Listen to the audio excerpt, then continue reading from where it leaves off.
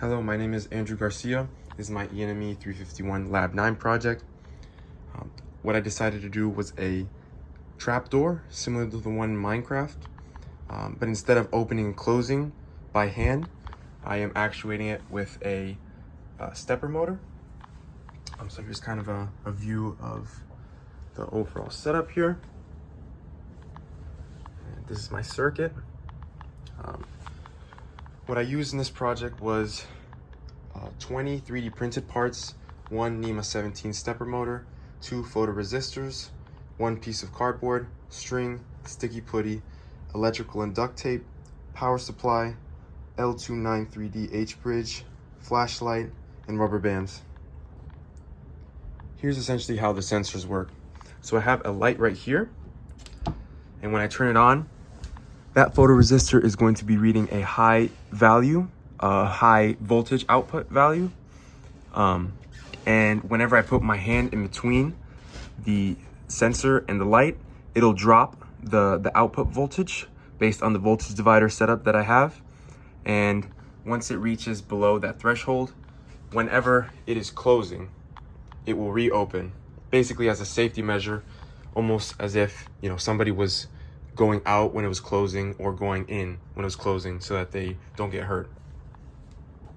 This top sensor is simply used as a calibration method to see what the outside values are so that we can use it for a threshold value for the inside sensor.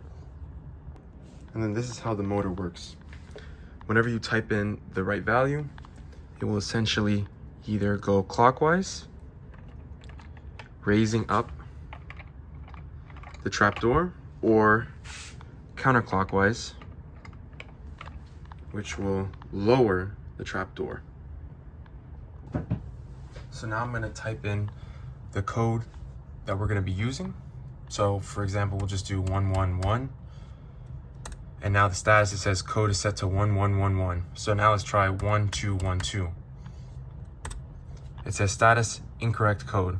So now let's type in the right code, which is 1111. And as I do this, it's going to say trapdoor opening, and we can see that it'll be opening on our end as well.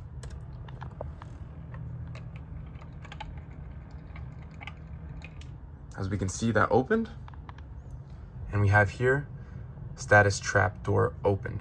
So now let's close it with that same code, and it says closing trapdoor, and it's closing as well. Now let's reopen it. So it's going to be opening now.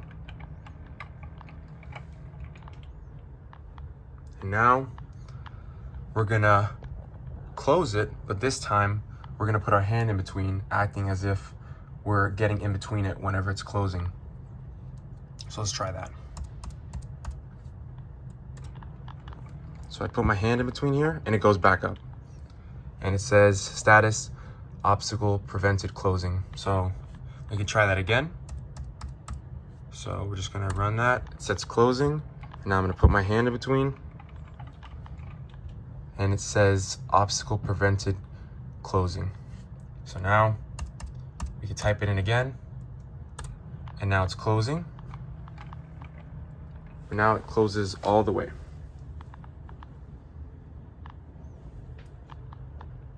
Thank you so much for watching.